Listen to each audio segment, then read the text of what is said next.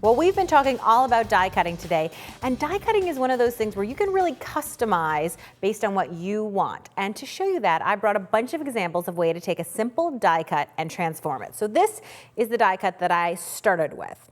It's a basic flower shape. Now don't forget that the easiest way to transform your die cuts is to cut them out of a different color of paper. And you can also, of course, use lots of patterns, double-sided, whatever it is that you want. But you know, I'm a doodler. I love doodling. And so I'm happy to change any die cut with a little bit of doodling. So I thought we would take a moment and I could share some of my favorite doodling here. Now you could doodle before or after you cut. The benefit of doodling after is that you can actually really see where you're going and what you're doing. Now I cut this out of kind of a slick paper. So I am using a pen that's going to be okay on that slick surface. And I like to do a lot of these echo doodles where you can see I trace the outline of the shape and then I'm adding. Now, black and white is so powerful. If I just color in every other one of these, it is going to really, really pop. And of course, remember with doodling, more is better. So we are just going to add more excess. And that's why I'm working on this yellow piece of paper, because I like to be able to go off the edge without having to think about whether I'm going to mess up my table or whatever else I'm working on. And then, of course, remember that with doodling, you don't have to make everything the same. Just because I made one petal look like that does not mean that every petal has to look like that. And I'm now just doing a little bit of some stripes. I think that most doodling boils down to a couple very basic shapes. You want circles, squares, and that's really kind of it. Everything is basically either a circle or a square. And it's fun with die cuts to emphasize a portion of the die cut, or really the shape of the die cut. So that's why I try always to make sure to get right in on the areas that are cutouts and do something that really reflects that shape. Here are some little half moons. And again, it never has to be the same thing twice. Of course, if you like something, there's no reason not to replicate it exactly. And don't ever think that you have to be symmetrical or even. We're just having a good time relaxing and playing our way through die cutting. Now, something that I didn't necessarily share, but I do want to mention, is that if you don't feel like you're a good doodler, a nice alternative to doodling is actually stamping.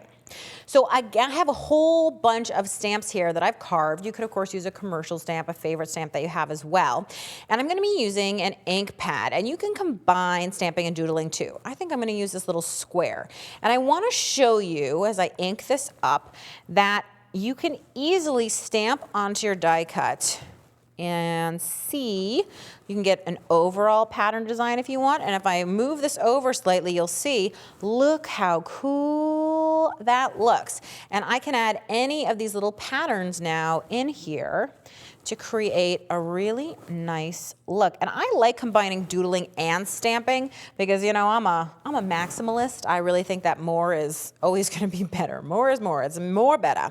And so I like it when you run the doodling and the stamping together like that. And you sort of can't tell where the stamping ends and where the doodling ends. So there you go. There's just a peek at, this is stamped and doodled. Now, doodling does not have to be limited to black on white. What about doing white on black? I think this is a really nice chalkboard effect. So I'm again gonna take just a plain black cutout and a white paint pen. I'm gonna shake that up, make sure it's working. And then how about saying, I don't know, let's see, there's the alphabet, C, D, E, F, G, H, and then we just can go through. And you could write a word, you could write somebody's name. These could be great place cards or something like that, a fun embellishment for a page about anything. And again, that chalkboard effect, because it's that nice light on dark. So don't forget about that. And what about color? We just keep talking about black and white, but look right here. Not only is this color, but this is metallic color. And that's very, very easy to do with some gel pens of any kind. You could also do it with markers. You could also do it with watercolor paint. Just get some color on your pages to customize those embellishments to be just the way that you want them.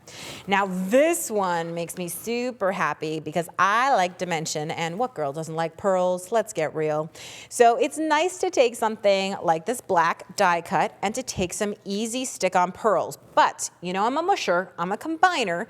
So what if we take the one where we started this kind of chalkboard look, and what if we embellish that with pearls? So not only do you have that wonderful, right, writing and hand lettering and all that kind of stuff, those little doodles, but you're also adding a little bit of bling, a little bit of finish with some pearls. Now the hardest part about using adhesive pearls is getting my huge fingers to be small enough to handle it. But they're great and easy peasy to use. Now, you don't have to put the pearls in the same place. Wouldn't it be fabulous to do a layout where you splash flower die cuts across, where each flower is slightly different? So for example, in this one, I am putting the pearls right at the intersection of where each of the loops comes into the center. On the one that I did previously, you can see the pearls in fact go around the center. So again, variation is the spice of life. Now, this one looks very different from the rest. And why is that? Well, we took all the insides. Don't forget about the parts that get cut away when you die cut. And here it is on a square of orange. Now, you may not want it to be on a square of orange. Well, that's where some scissors come into the mix. So I'm going to go ahead with my scissors, and I'm just going to cut around there, and I'm leaving a margin because I like the way that the white and the orange look together. I'm going to cut away some of that excess paper, and I am using a very small pair of scissors, and I like that because it's comfortable in my hand. They're easy to use. So don't forget too to combine your die cuts, which tend to be very perfect looking shapes, with a little bit of imperfect you, because we want people to know that nobody else on earth could have made this fabulous flower other than you. That's the way it should always be with all your work. Only you could have made it. It's so perfectly imperfectly you. So there's my new flower. And now for this last one, we did a shadow, which is really easy to do. It's like offset printing. All I'm going to do is take one color, another color on foam tape, set it off, and that's easy enough.